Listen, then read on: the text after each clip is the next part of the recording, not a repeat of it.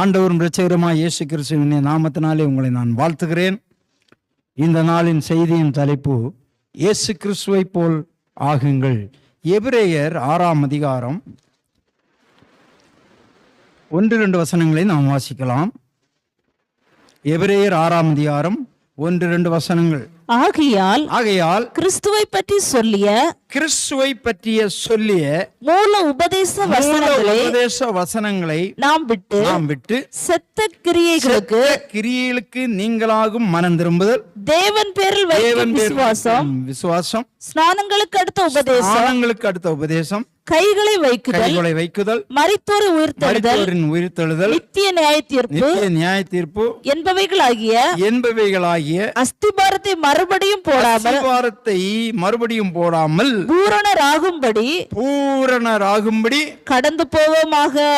சொல்லலாமா? அல்லேலூயா. இதனுடைய அர்த்தம் என்ன என்றால், ஒரு ரட்சிக்கப்பட்ட பிள்ளை முதலாவது அறிந்து கொள்ள வேண்டிய காரியம் என்ன என்றால், கிறிஸ்துவை பற்றிய மூல உபதேசங்களை அறிந்து கொள்ள வேண்டும். ஆமா. அடுத்தது என்ன அறிந்து கொள்ள வேண்டும்? செத்த கிரியைகளுக்கு நீங்களாக்குகிற மனம் திரும்புதல். மனம் திரும்புதல் என்னன்னா, நம்ம எல்லாம் செத்த கிரியைகளை பண்ணிட்டு இருந்தோம். கெட்ட வார்த்தையை பேசுவோம், அடிப்போம், துன்மார்க்கமான காரியங்களை செய்வோம், கெட்ட காரியங்களை பார்த்தோம், சினிமா பார்த்தோம், சிற்றின்பங்களை இருந்தோம், சிகரெட்டு பிடித்தோம், குடித்தோம், வெறித்தோம். இந்த மாதிரி செத்த கிரியைகளை நீங்களாக்கும் மனம் திரும்புதல், தேவன் பேரில் வைக்கிற விசுவாசம், ஸ்நானங்களுக்கு அடுத்த உபதேசம், கைகளை வைக்குதல். இதெல்லாம் என்னன்னா சுகம் பலன், இது பெற்றுக்கொள்கிற அந்த வாஞ்சை. இதெல்லாம் அடுத்தது மரித்தோரின் உயிர்த்தெழுதல், மரித்தோர் உயிர்த்தெழுவாங்க, நித்திய நியாய தீர்ப்பு உண்டு. இதெல்லாம் அஸ்திபார உபதேசம். இதையே மறுபடியும் வளர்ந்த விசுவாசிகளுக்கு போடக்கூடாதான். திரும்பவும் மனம் திரும்பணும்னு சொன்னால் அப்போ எவ்வளோ நாள் தான் மனம் திரும்புவீங்க? இந்த செத்த கிரியைகளை விட்டு விலகுங்கன்னு சும்மா சொல்லிட்டு இருக்கணுமா? அப்போ அது எல்லாம் எப்போ இருக்க வேண்டியது? ஃபர்ஸ்ட் பிகினிங், ரட்சிக்கப்படுறதுக்கு முன்னால், ரட்சிக்கப்படுற நேரங்களில் இருக்கிற உபதேசங்கள். இதெல்லாம் விட்டுட்டு இப்போ எங்கே போயிடணுமா? பூரணராகும்படி கடந்து போவோமாக. அல்லேலூயா. சொல்லலாமா? இப்போ நீங்கள் பூரணத்துக்குள்ளார போயிடணும். ஆமென். இந்த காலம் நன்றா இருக்குங்க, ஞாபகம் வச்சுக்கிடுங்க. முதலாவது ஒரு காலம் உண்டு, ஆதி காலம். ஆதியிலே அடுத்த ஒரு காலம் இருந்தது, அறியாமையில் உள்ள காலம். அதுக்கு பிறகுதான் அறியாமல என்னென்னமோ பண்ணாங்க. அதனால தான் ஆண்டவர் என்ன பண்ணார்? நியாயப்பிரமாணத்தின் காலம் ஒன்று கொண்டு வந்தார். மோசையின் காலம். அது நியாயப்பிரமாணத்தின் காலத்தை கொண்டு வந்து இதைத்தான் செய்யணும், இதைத்தான் செய்யணும், அப்படி பண்ணணுமா. கல்யாணம் பண்ணால் கூட யாரை தான் கல்யாணம் பண்ணணும் அப்படின்னு எல்லாம் சொல்லி கொடுத்தாரு. புரிகிறதா உங்களுக்கு? இதெல்லாம் நியாயப்பிரமாணத்தின் காலம். அப்போ தான் மக்கள், ஓ இது பாவமா, இது பாவம் இல்லையா அப்படின்னு. ஆமாம், தங்கச்சியை கல்யாணம் பண்ணக்கூடாது, அப்பாவுடைய மனைவியை தொடக்கூடாது தவறான நோக்கத்தோடு, சித்திகிட்ட போகக்கூடாது, இந்த மாதிரி எல்லாம் என்னது, அது ஒரு காலத்தில் தெரியாமல் இருந்தாங்க, காட்டு மிராண்டித்தனமாக இருந்தாங்க. அதே இன்றைக்கும் சில நாடுகளிலே, சில ஊர்களில் சொந்த தங்கச்சியை கல்யாணம் பண்ணுற நாடுகள் இன்னும் இருக்குது. இதெல்லாம் அறியாமையிலிருந்து அவர்கள் வெளியே வரல. அந்த அறியாமையில் உள்ள காலத்துக்கு ஆண்டவர் நியாயப்பிரமாணத்தை கொண்டு வந்தார். இதைத்தான் பண்ணணும், இதை பண்ணணும், எது சாப்பிடணும், எது சாப்பிடக்கூடாது அப்படின்னு சொன்னார். புரிகிறதா உங்களுக்கு? இதெல்லாம் அப்படியே வருகிறது. இப்போ வந்ததுனால ஒரே ஒரு காரியத்தை சொல்லிட்டு போகிறேன். வேதத்தில் பன்றி இறைச்சி சாப்பிடக்கூடாது, எலி சாப்பிடக்கூடாதுன்னெல்லாம் இருக்குல்ல. அது இப்போ அறிஞர்கள் என்ன சொல்கிறாங்கன்னா, ஏன் ஆண்டவர் அப்படி சிம்பிளாக சொல்லிட்டாரு பன்றி இறைச்சி சாப்பிடும்? ஆனால் புதிய ஏற்பாட்டில் என்ன சொல்கிறாரு? சோத்திரத்தோட கூட நீங்கள் அனுபவிக்கணும்னா எதை வேணாலும் அனுபவிக்கணும்னு சொல்லிட்டாரு. நிறைய கவனிக்கணும். இப்போ ஆராய்ச்சியாளர்கள் என்ன சொல்கிறாங்கன்னா, வேதம் எவ்வளவு அருமையானது, கர்த்தர் எவ்வளவு அருமையானவர் என்பதை இப்போ சொல்கிறாங்க. இந்த பன்றி இறைச்சியை வச்சு சொல்கிறாங்க. இப்போ இந்த அறிவாளிகள் என்ன சொல்கிறாங்க, பன்றி இறைச்சி மனுஷன் சாப்பிடலாம், ஆனால் எப்படி சாப்பிடணும்னா, நீங்கள் ஒரு சாதா கறி, அதாவது ஆட்டிறைச்சி, மாட்டிறைச்சி, மீன் இதெல்லாம் வேக வச்சு சாப்பிட்றீங்களே, இதை விட 10 மடங்கு வேக வச்சு சாப்பிடணுமா அந்த பன்றிக்கறியை. அப்போதானா அதில் ஒரு விதமான விஷ சத்து இருக்கிறது, அது போகும். சும்மா ஒரு விசில் 2 விசில் எல்லாம் போகாதான், 15-20 விசில் வைக்கணும், அப்போ தானே போகும். இப்போ ஆராய்ச்சியாளர் சொல்கிறாங்க, அதனால தான் சொல்கிறாங்க ஆண்டவர் அன்னைக்கே அதனால் இவன் அரைகுறையாக அவிச்சு தின்னுக்கிட்டு இவன் நோய் பிடிச்சி போயிடுவான்னு பன்றி இறைச்சியை சாப்பிடாத, எலியை சாப்பிடாத இப்படின்னு சிலதை ஒதுக்கி வச்சாராம். லேவியர் ஆகமத்திலேருந்தே இருக்கும் அதெல்லாம். உங்களுக்கு புரிகிறதா உங்களுக்கு? ஆமாம், யாத்திராகமும் லேவியர் ஆகமும் இதெல்லாம் பார்த்தீங்கன்னா எது சாப்பிடணும், எது சாப்பிடக்கூடாது, எது செய்யணும், எது செய்யக்கூடாது, எதை இப்படி பண்ணணும் அப்படி பண்ணணும் எல்லாம் சொல்லிட்டு இருக்கு. இது மனிதனுக்கு அறிவுரையாக கொடுக்குறது. இப்படியே வந்து அடுத்தது என்னன்னா, அப்படியே வந்துட்டே இருக்கும்போது மன்னர்கள் காலம், தீர்க்கதரிசிகள் காலம் அப்படியே வந்தது. அப்படியே வரும்போது இயேசு கிறிஸ்துவின் காலம் வந்தது. இந்த நியாயப்பிரமாணத்தை எல்லாம் அவர் என்ன பண்ணிட்டார், மாற்றி அமைத்து, ஆமாம், புதிய ஒரு உடன்படிக்கையை கொண்டு வந்தார். ஆமாம், அதான் புதிய ஏற்பாடு. பழைய ஏற்பாடு வேற, புதிய ஏற்பாடு அப்படின்னு வந்து ஆண்டவர் ரட்சிப்பின் காலங்கள், மனம் திரும்புகிற காலங்களை கொடுத்தார். இப்போது ஆண்டவர் என்ன பண்ணுறார், அவர் வந்த வேலையை முடிச்சுட்டு மேலே போயிட்டு இப்போ கிருபையின் காலம். இந்த கிருபையின் காலத்திலே நம்மை வழிநடத்துறது யாருன்னா பரிசுத்த ஆவியானவர் வழிநடத்திருக்கிறார். இந்த கிருபையின் காலம், இந்த கிருபையின் காலமும் முடிய போகிறது. நான் அதான் சொன்னேன், ஆதியிலேருந்தே வந்துட்டேன், இப்போ வெளிப்படுத்தல வந்துட்டேன். கிருபையின் காலம் என்ன ஆக போகுது, முடிய போகுது. இயேசு கிறிஸ்துவினுடைய வருகையின் காலத்தை எதிர்பார்த்து கொண்டிருக்கிறோம். புரிகிறதா உங்களுக்கு? வருகையின் காலத்தை எதிர்பார்த்து, ஒரு கர்த்தருக்கு சித்தமானால் ஒரு நாள் அந்த ஆதி காலம் எப்படி இருந்தது, அடுத்த காலம் எப்படி இருந்தது, இப்போ வருகையின் காலம் எப்படி இருக்குன்னு வரைபடத்தோடு நான் உங்களுக்கு கிளாஸ் எடுக்கிறேன். கர்த்தருக்கு சோதரம் ஒரு நாள். சரி பாருங்க, இப்போ கவனிங்க. இப்போ வருகையின் காலம் கிருபையின் காலத்தில் இருந்து கொண்டிருக்கிறோம். அதனால கிருபையின் காலம்னு சொல்றது, உன்னை ஆண்டவர் விட்டு வைக்கிறார். எப்படி விட்டு வைக்கிறார்? அன்றைக்கு பல்லுக்கு பல், கல்லுக்கு கல், உயிருக்கு உயிர்னு இருந்தது மோசேயின் காலத்தில். ஒருத்தன் ஒருவனை கொன்றால் அவனை கொல்லப்பட வேண்டும், அவன் அப்படி இருந்தது. இயேசு கிறிஸ்துவின் காலம் வரைக்கும் அது அப்படிதான் இருந்தது.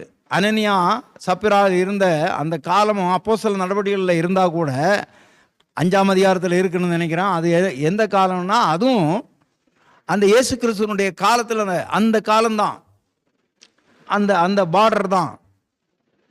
அதில் காணிக்கை கொண்டு வர்றாங்க. பாதியை சொத்தை விற்று பாதியை வச்சு பாதியை விழுந்து என்ன பண்ணிட்டாங்க, விழுந்து மறிச்சிட்டாங்க. உங்களுக்கு புரிகிறதா? புருஷன் விழுந்து மறிச்சிட்டான், அதை கொண்டு அடக்கம் பண்ணிட்டாங்க. மனைவிக்கு தெரியாது, மனைவி வர அவளும் போய் சொன்னால் விழுந்து மறிச்சிட்டான். இது உடனே நடந்தது. ஆமாம், இப்போ எல்லாம் அந்த காலம் இல்லை. இப்போ என்ன காலம்னா கிருபையின் காலம். நீ தவறு செய்தாலும் உடனடியாக அதுக்குரிய தண்டனையை ஆண்டவர் கொடுக்காம கிருபையாக உன்னை காத்துட்டு வர்றாரு.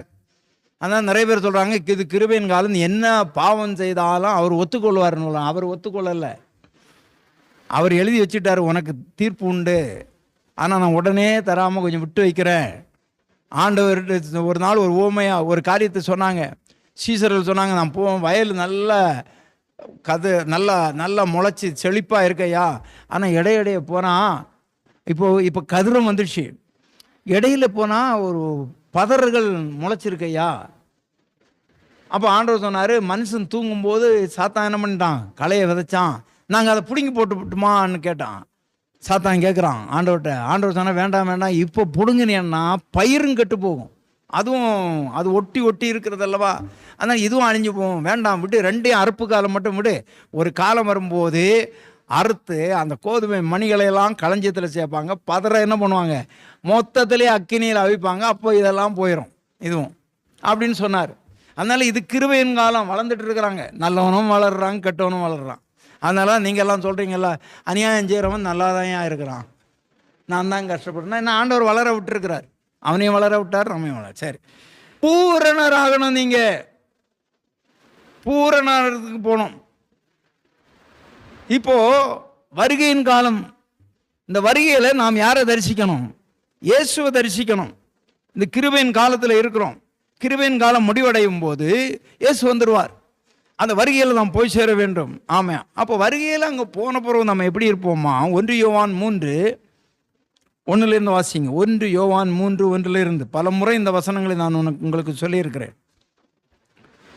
நாம் தேவனுடைய பிள்ளைகள் என்று அழைக்கப்படுவதனாலே பிதாவாகிய நமக்கு பாராட்டின அன்பு எவ்வளவு பெரிதென்று பாருங்கள். உலகம் அவரை அறியாதபடினாலே அவரை அறியாதபடினாலே நம்மையும் அறியவில்லை. பிரியமானவர்களே, இப்பொழுது தேவனுடைய பிள்ளைகளாய் இருக்கிறோம். நீங்க எல்லாம் விசுவாசிங்க, தேவனுடைய பிள்ளைகளா இருக்கிறீங்க, தேவனுடைய பிள்ளைகளா இருக்கிறோம். இனி எவ்விதமாய் இருப்போம் என்று இன்னும் வெளிப்படவில்லை. ஆகிலும் அவர் வெளிப்படும் பொழுது அவர் இருக்கிற வண்ணமாகவே எப்படி இருக்கிறாரோ அந்த வண்ணமாக நாம் அவரை தரிசிப்பதனாலே அவருக்கு ஒப்பா. இப்போ அவர் எப்படி இருப்பார் அங்க போகும்போது, அதே மாதிரி அந்த வண்ணத்துல தான் நாமும் இருந்து அவரை தரிசிப்போம். அந்த சாயல்ல மாறிடுவோம். அப்ப இயேசுவை போல ஒரு சாயல்ல மாறும். அல்லேலூயா சொல்லலாமா? இந்த சாயல் தான் பூரணமாகிறது. பூரணராகும்படி கடந்து போவோமாக. பூரணராகும்படி கடந்து போவோமாக. இயேசு கிறிஸ்து உலகத்திலே இருக்கும்போது கூட அவருக்கு அந்த பூரண சாயல் இல்லை. நம்மளை போல மனுஷ சாயலானார். நம்மை போல மனுஷ சாயலானார். ஆனால் அவர் பூரண சாயலை எப்போது அடைகிறார்னா உயிர்த்தெழுந்த பிறகு அடைகிறார். உயிர்த்தெழுந்த பிறகு அவருக்கு வேற சாயல் வந்துச்சு. அங்கேயும் அந்த உயிர்த்தெழுந்த சாயல் அவருக்கு பெர்மனன்ட் கிடையாது. நல்லா கவனிக்கணும். அது பூரணம் கிடையாது. அங்கே என்ன பண்ணுறாரு? தோட்டக்காரனை போல காட்டுறாரு, சாதாரண ஒரு மனுஷனை போல காட்டுறாரு, அங்கங்கே வெளிப்படுத்துறாரு. ஆண்டவர் 40 நாள் இருந்தார் உயிர்த்தெழுந்து. 40 நாள் வித்தியாசமான முறையில் மக்களுக்கு காட்சி கொடுத்தார். ஆனால் பரலோகத்துக்கு போகும்போது அவர் வேறு பூரணமான ஒரு ரூபத்தில் இருப்பார். அந்த வடிவத்திலே நாமும் அவரை தரிசிப்போமா? அல்லேலூயா சொல்லலாமா? எனவே அந்த பூரணர் ஆகும்படி, இயேசுவை போல மாறும்படி, இயேசுவை போல ஆகும்படி நாம் எப்படி காணப்பட வேண்டுமாம்? 2 பேதுருவின் புஸ்தகம் 1:4 வாசியுங்கள். 2 பேதுரு 1:4. இச்சையினால் உண்டான உலகத்தில் உண்டான கேட்டுக்கு தப்பி, இச்சையினால் உலகத்தில் உண்டான கேட்டுக்கு தப்பி திவ்ய சுபாவத்துக்கு பங்குள்ளவர்களாகும் பொருட்டு மகா மேன்மையும். போதும் பிரியமானே, நாம் இந்த உலகத்தில் உள்ள இச்சைகளுக்கு தப்பி, கேட்டுக்கு தப்பி, அதாவது இச்சையினாலே உலகத்திலே உண்டாயிருக்கிற கேடுகளுக்கு தப்பி, திவ்ய சுபாவம் என்று சொல்லுகிற தெய்வீக சுபாவம். முதலாவது, நாம் பூரணர் ஆக வேண்டுமானால் நாம் தோற்றத்திலே உடனடியாக ஆகிட முடியாது. அது நம்முடைய ஒன்றில் ஆண்டவராக இயேசு ரகசிய வருகையிலே நாம் வந்து நம்மளை எடுத்துக்கொண்டு போனவனும், இல்லாவிட்டால் நாம் மரித்து திரும்ப உயிரோடு எழும்பி போகிறது. இப்போ சுபாவத்தில் நீங்கள் என்ன பண்ணணுமா?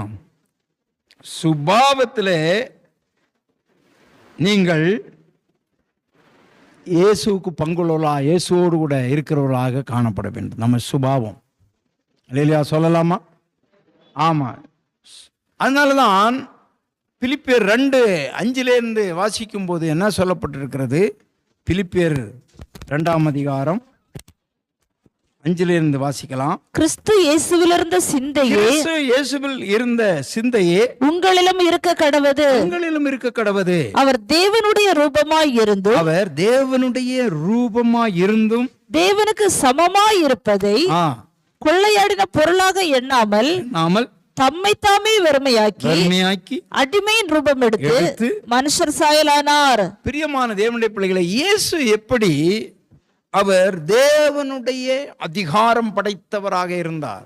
ஆமா, தேவன் என்ன சொல்றாரு அப்படியே அவர் சொன்னா, ஒன்னு அழிஞ்சு போனோம்னா அழியும், ஒன்னு உருவானும். அந்த அதிகாரம் படைத்தவராக இருந்தவர் அவர் நம்முடைய அடிமையின் ரூபம் எடுத்து வந்தார். இந்த உலகத்தில் தம்மை தாமே வெறுத்து அடிமையின் ரூபம் எடுத்து மனுஷ சாயலானார். அதாவது அவர் மரண பரியந்தம் சிலுவையின் மழுவிலிருந்து கீழ்ப்படிந்து அப்படியாக அவர் ஒரு சாதாரண மனிதனை போல காணப்பட்டார்.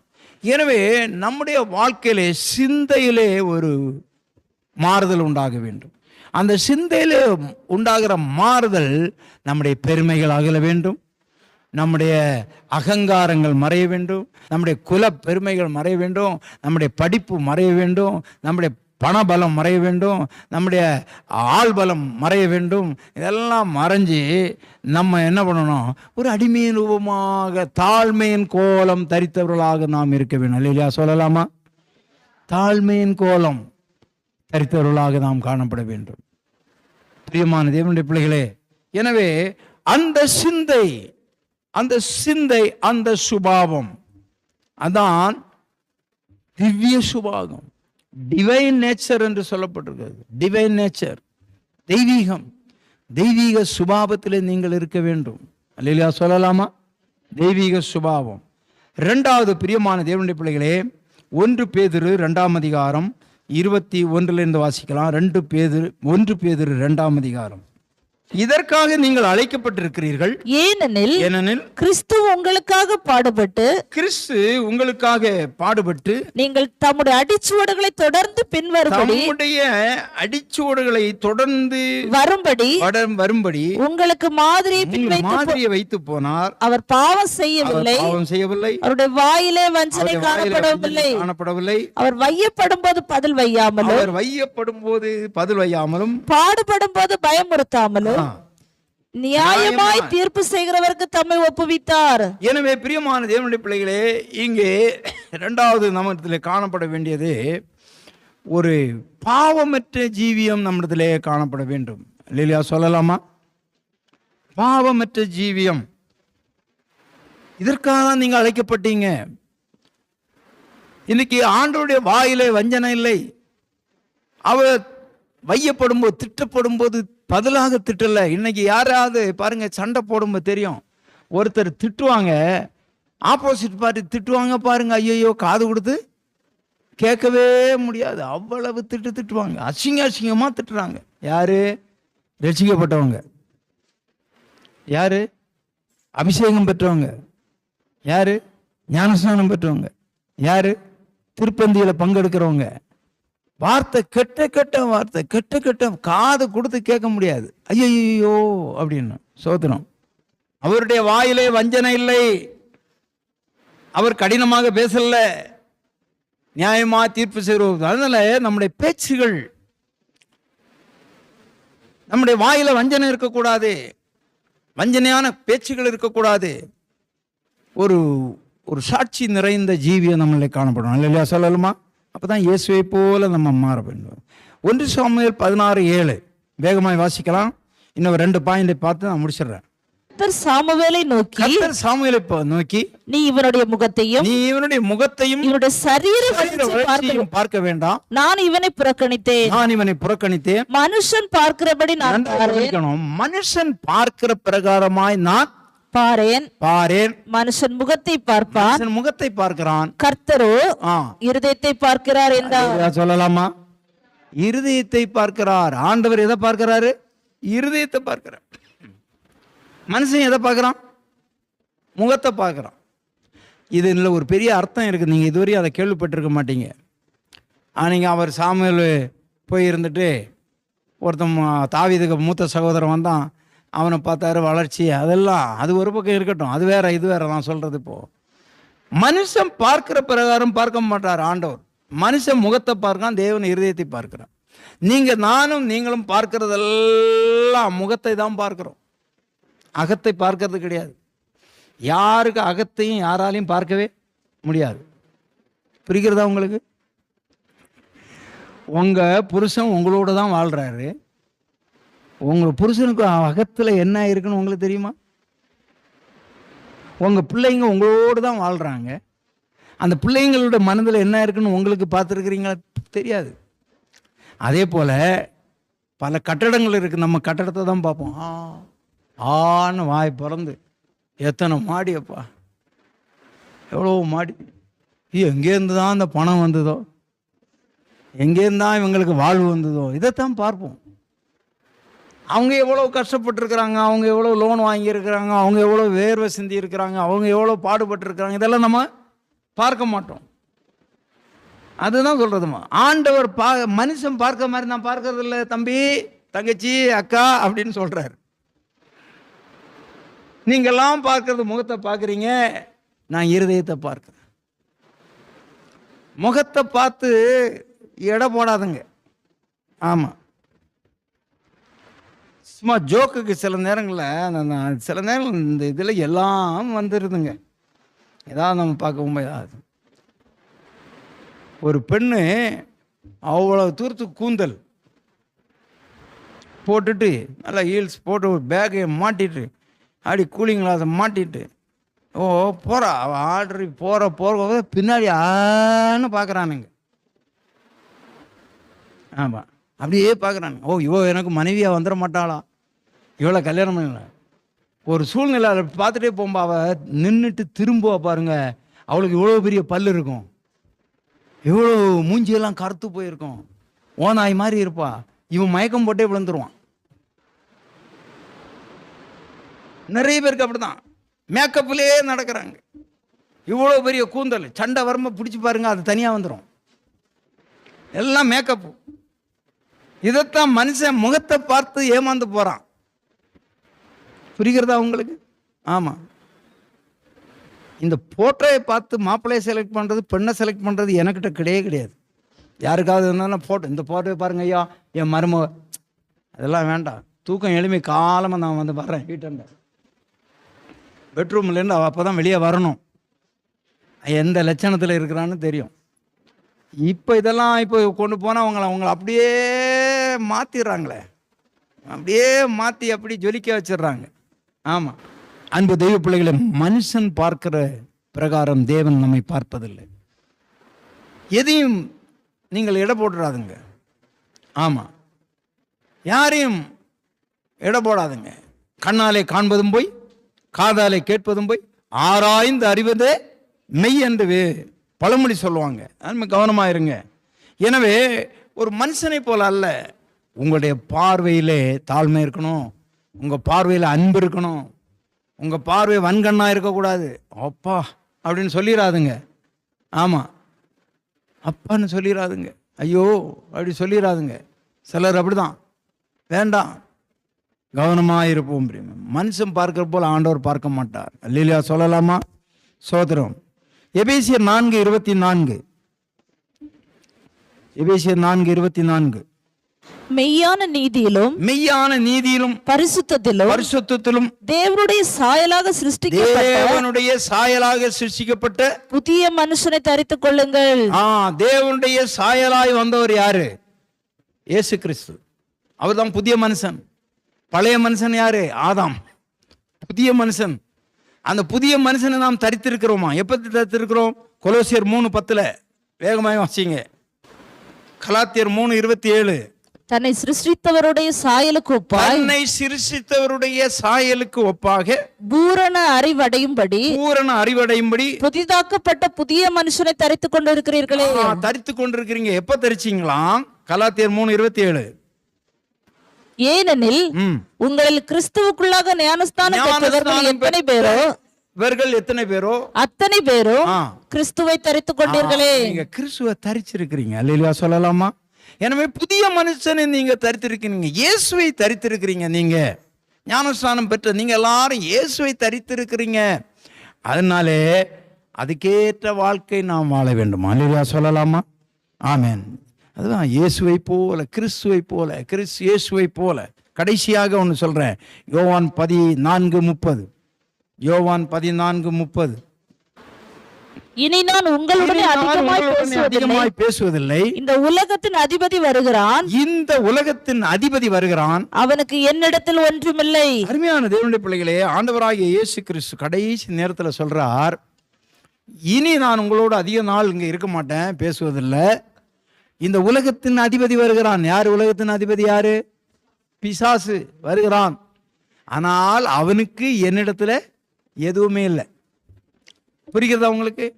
ஆண்டவர் இந்த உலகத்தை விட்டு போகும்போது கடைசி காலத்திலே அவர் பரிசுத்தவானாயிருந்தார். உலகத்தின் அதிபதி வருகிறான், அவனுக்கு என்னிடத்துல எதுவுமே இல்லை. அவனுக்கு சரக்கு எதுவுமே என்கிட்ட இல்லை. அவன் வருவான், வந்து பார்ப்பான், ஆஹா இவர்கிட்ட நம்ம சரக்கு எதுவுமே இல்லை, ஓடி போயிடலான்னு போயிடுவோம். அல்லேலூயா சொல்லலாம். அப்படிதான் ஒரு பெண்ணுக்கு பிசாசு பல நாட்களாக துரத்திட்டு இருக்கிறோம். கடைசியில் அந்த பொண்ணு சொல்லிச்சு, நான் போயிடுறேன்னு. போடா, போய் தொலை அப்படின்னு. ஒன்னே ஒன்று கொடுக்க சொல்லுங்க. என்ன ஒன்னே ஒன்று கொடுக்க சொல்கிறேன்? இந்த முடியை அது காட்டுது, அதை கொடுக்க சொல்லுங்க. ஏன் அதை கொடுக்க சொல்கிறேன்னா, அந்த காலத்துல எல்லாம் இந்த பெண்ணுங்க எல்லாம் ஒரிஜினல் சொந்த முடிய மட்டும் வச்சிருக்க மாட்டாங்க. இந்த வழியில் போகிறாங்கல்ல, இப்போ தான் 20 கிராம் கொடுத்தீங்கன்னா 40 ரூபா, 40 கிராம் கொடுத்தா 80 ரூபா, 80 கிராம்னா என்ன, சிக்கு முடின்னு கொடுன்னு போவான். அவன் கொண்டு போய் என்ன பண்ணுவான், எல்லாத்தையும் ரெடி பண்ணி, அந்த காலத்தில் எங்கள் ஊரில் அதுக்கு திருப்பன்னு பேர். திருப்பன் இவ்வளோண்டு முடி வச்சுருக்குறவங்க அதையும் ஜாயிண்ட் பண்ணி ஜடை போடுவாங்க. இந்த பேய் கேட்குது, அதை கூட நான் போகிறேன், அதை கூட போகிறேன்னா அந்த முடி இந்த செத்து போன பேய்க்கு உள்ளது. உங்களுக்கு புரியுதா இல்லையா? இந்த செத்து போயிச்சே அதுக்கு முடி அவ வச்சிருக்கிறாளாம், ஜாயிண்ட் துபாக்கு ஒரு முடி. அதை கேட்குது, கூட நான் போகிறேன்னு. எப்படி இருக்கு பார்த்தீங்க, எங்கே வந்து உட்கார்ந்துருக்காது, எதை கேட்குது. அதனால உலகத்தின் அதிபதியாகிய பிசாசு வந்து கேட்பான், உந்த கூடு எந்த கூடு எந்த கூடு எந்த கூடு எந்த கூடு எந்த கூடு எந்த கூடுன்னு. நீங்கள் எதை கொடுக்க போகிறீங்களோ எனக்கு தெரியாது, நீங்கள் எல்லாம் கொடுக்க மாட்டீங்க. நீங்கள் எல்லாம் பிரித்தெடுக்கப்பட்ட பிள்ளைங்க, கர்த்தருடைய பிள்ளைங்க. அவனுக்கு சரக்கு நம்மகிட்ட ஒன்றுமே இருக்காது. பொய் அவனுக்கு சரக்கு, பொய் அவனுக்கு சரக்கு, புறங்கூறுறது அவனுக்கு சரக்கு, வன்கண் அவனுக்கு சரக்கு, கெட்ட வார்த்தை அவனுக்கு சரக்கு, பொய் சொல்கிறது அவனுக்கு சரக்கு, ஆமாம் ஏமாத்துறது அவனுக்கு சரக்கு. இதெல்லாம் நம்மகிட்ட இருக்கவே கூடாது. ஆண்டவர் தானே தான் வர்றான் பாரு உலகத்தின் அதிபதி. ஆனால் எங்கிட்ட அவனுக்கு ஒன்றுமே இல்லை. ஐ ஆம் பர்ஃபெக்ட். அல்லேலூயா சொல்லலாமா? நானும் நீங்களும் பரிசுத்தத்திலே உண்மை உள்ள பிள்ளைகளாக இருக்கணும். பிசாசினுடைய சரக்கு நம்மகிட்ட ஒன்றுமே இருக்கக்கூடாது. அப்படிதான் இயேசுவை போல நாம் மாறும். இனி இவ்விதமாக இருப்போம் என்று இன்னும் வெளிப்படவில்லை, ஆயிலும் அவர் வெளிப்படும் போது. ஆமென். கர்த்தர் நல்லவராக இருக்கிறார். தேவசாயம் ஆக மாறி தேவனோடிருப்பே, நானும் தேவனோடிருப்பேன். தேவசாயம் ஆக மாறி தேவனோடிருப்பேன், நானும் தேவனோடிருப்பேன். அந்த நாளும் நெருங்கிடுமே,